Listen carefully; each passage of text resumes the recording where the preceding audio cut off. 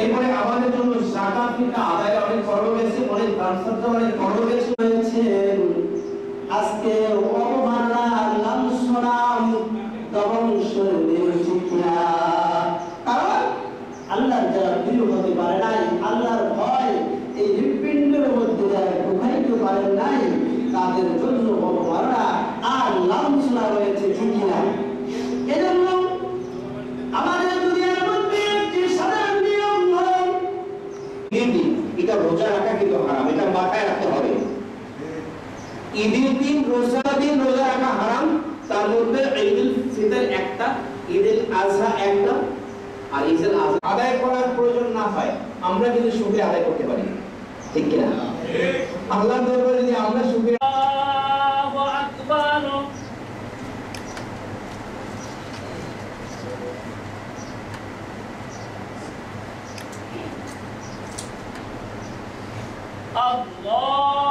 Allahu Akbar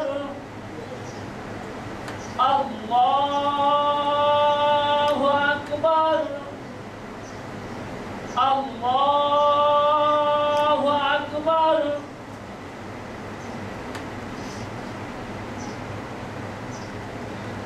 Alhamdulillah Malik Yawmiddin Mustaqim Siratal ladzina an'amta alaihim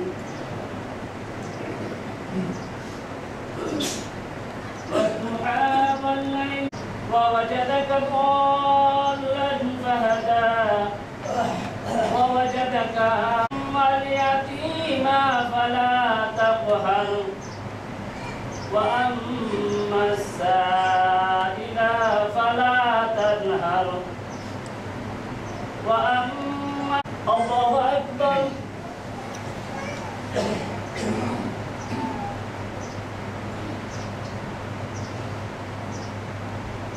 Sami Allahu liman hamidah Allahu Akbar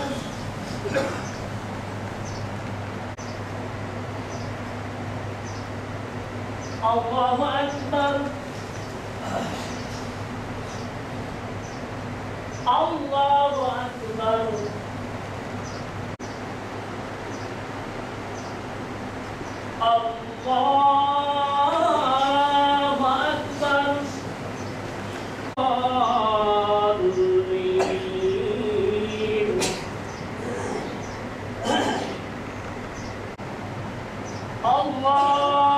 Allahu Akbar Allahu Akbar Allahu Akbar Sami Allahu liman hamidah Allahu Akbar Allahu Akbar Allahu Akbar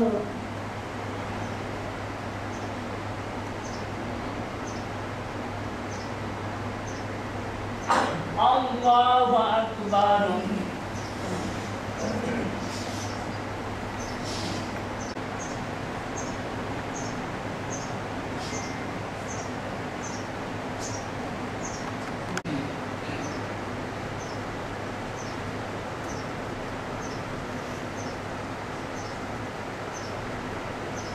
Assalamu alaikum warahmatullah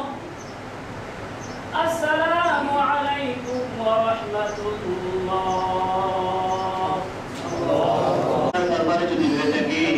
আজকে এর দিনে আপনি আমাদের সকলের জীবনের গুনাহ খাতাগুলি মাফ করুন আজকে কবরের বাসিন্দা এসে প্রত্যেকের জীবনের গুনাহগুলি মাফ করে দিন আল্লাহ ইয়া আল্লাহ তাআলা কবর দিয়ে জান্নাতের বাগান বানাই দিন আল্লাহ তাদেরকে জান্নাতুল ফেরদাউস নসিব আজকে পবিত্র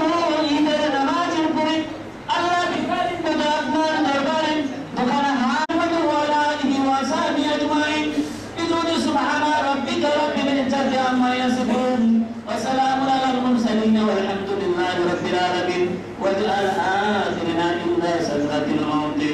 শাহাদাতান লা ইলাহা ইল্লাল্লাহু মুহাম্মাদুর রাসূলুল্লাহ।